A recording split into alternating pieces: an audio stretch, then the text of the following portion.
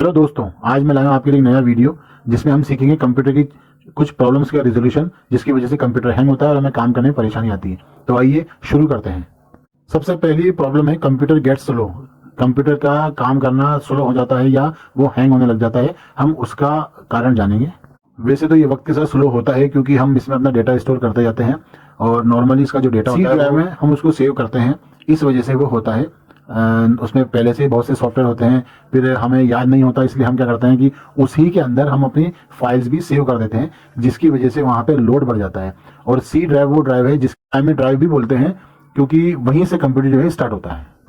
साथ साथ हम उसमें अपनी जरूरत के हिसाब से सॉफ्टवेयर इंस्टॉल करते जाते हैं, हमारी फाइल्स भी उसी में सेव करते रहते हैं, वो भी इसका कारण है।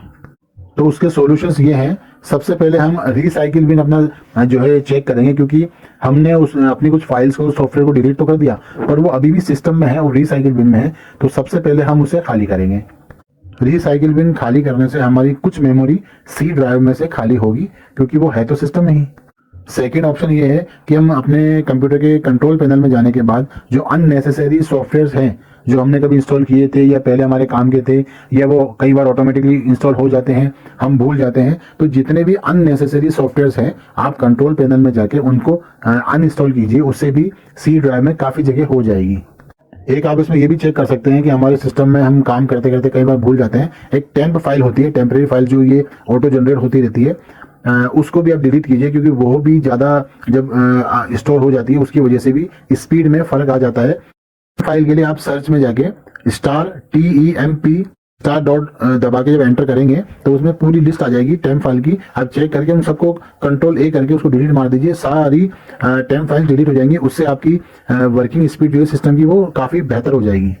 और तीसरा ऑप्शन ये होता है कि आप जो है माय कंप्यूटर में जाके लोकल डिस्क सी उसमें शो करेगी, वहां जाके जब आप खोलेंगे तो ये देखिए यहाँ पर मैं मेंशन कर रहा हूँ local disk C, local disk ई।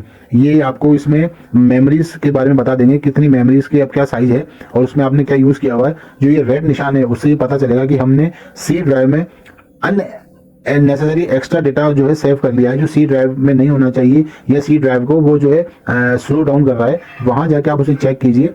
अगर हो सके तो उसमें जो फाइल्स हैं जो सी ड्राइव की बजाय अगर हम ई में या दूसरे ड्राइव में रखेंगे और आपके काम हो जाएगा तो वहां से निकालिए। उससे सी ड्राइव में स्पेस बनेगी और आपके कंप्यूटर की स्पीड अपने आप सही हो जाएगी। इसके अलावा हमें इसमें सिस्टम में ये देखना होता है कि हमारे कई सॉफ्टवेयर ऐसे होते हैं जो हम जैसे उसे स्टार्ट करते हैं वो ऑटोमेटिकली लॉन्च हो जाते हैं।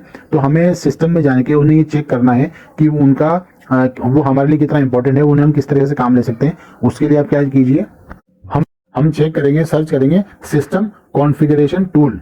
जैसे ही हम ये वर्ड डाल के सर्च करेंगे कुछ इस तरह की विंडो ओपन हो जाएगी। अब यहाँ देखिए अलग अलग टैब्स हैं, general, boot, service, startup, tools.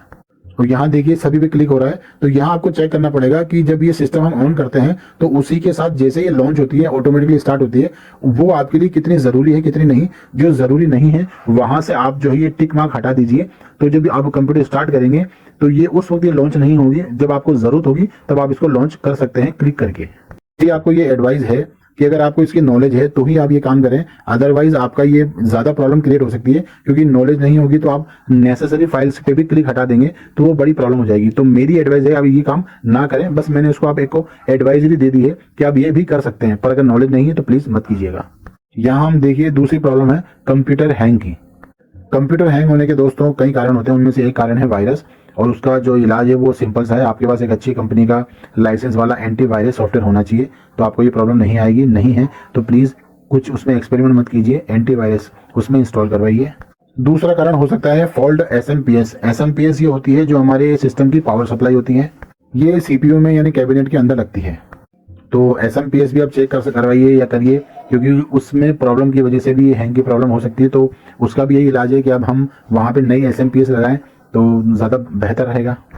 आपको ये पता होना चाहिए कि हमारे सिस्टम में कैबिनेट में कई कूलिंग फैंस होते हैं, जिसे चिप के ऊपर भी होता है और एसएमपीएस के यहाँ भी होता है। फैन प्रॉब्लम होने की वजह से भी सिस्टम हैंग की प्रॉब्लम होती है। तो अगर ये परेशानी है तो प्लीज़ उस कूलिंग फैन को चेंज करवाएं ताकि हमारा वो हैंगिंग प्रॉब्लम खत्म हो जाए। उसकी वजह से भी ये परेशानी आ सकती है। एक बड़ी कॉमन प्रॉब्लम ये भी होती है कि किसी भी कारण से बहुत छोटी चीज़ होती है, जैसे लाइट चली गई, कोई फाइल जो है हमने गलत तरीके से हमें पता नहीं चला और वो इंस्टॉल हो गई, या किसी भी तरह से वो वायरस आ गया तो हमारी विंडो जो है वो करप्ट हो सकती है।